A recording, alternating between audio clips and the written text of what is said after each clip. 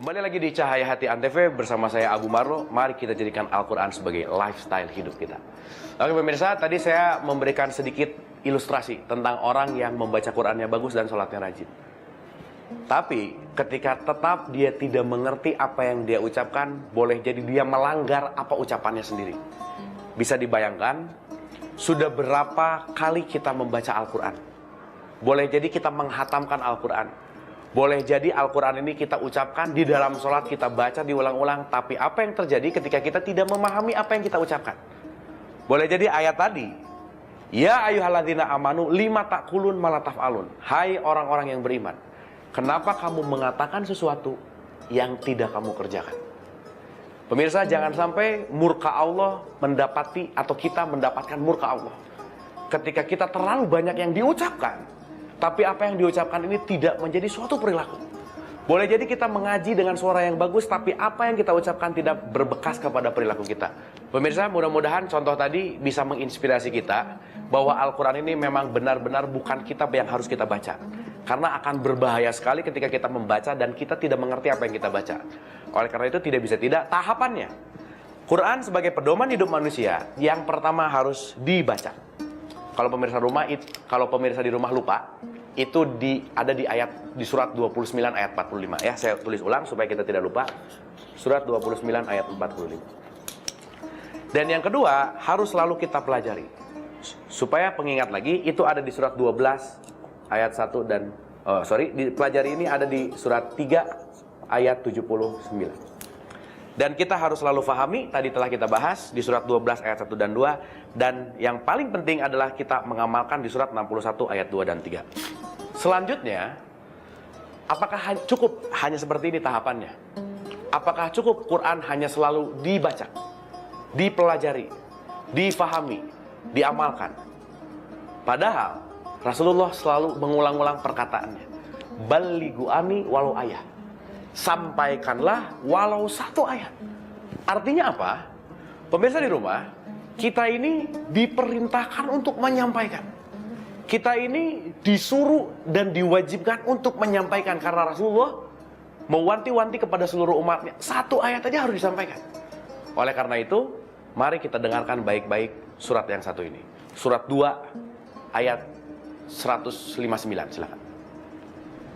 أعوذ بالله من الشيطان الرجيم بسم الله الرحمن الرحيم إن الذين يكتمون ما أنزلنا من البينات والهدى من بعد ما بيناه للناس في الكتاب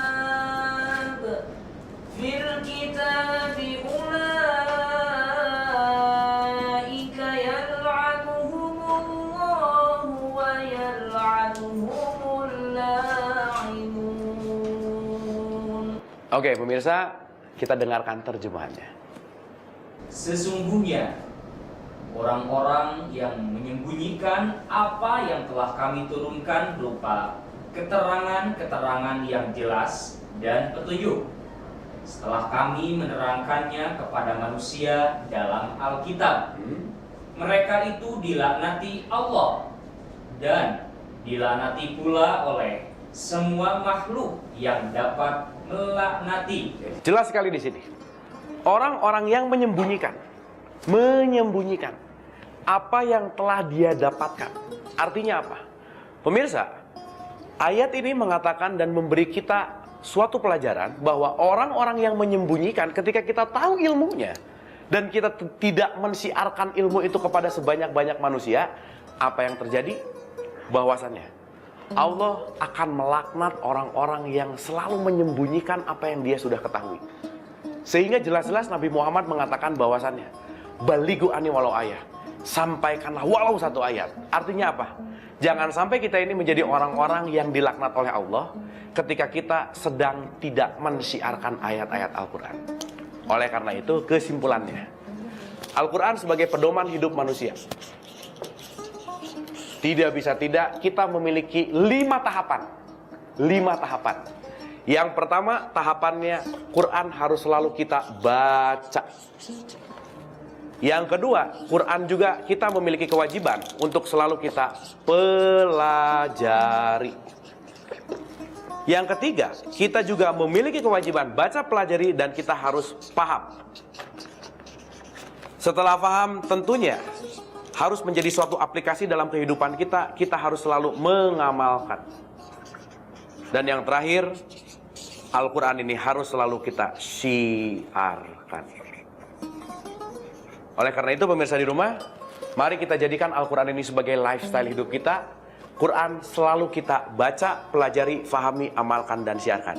Mudah-mudahan perjumpaan ini adalah perjumpaan yang bermanfaat dan kita bisa mengambil pelajaran. Sekali lagi, mari kita jadikan Al-Quran sebagai lifestyle hidup kita dengan selalu kita baca, pelajari, fahami, amalkan, dan siarkan.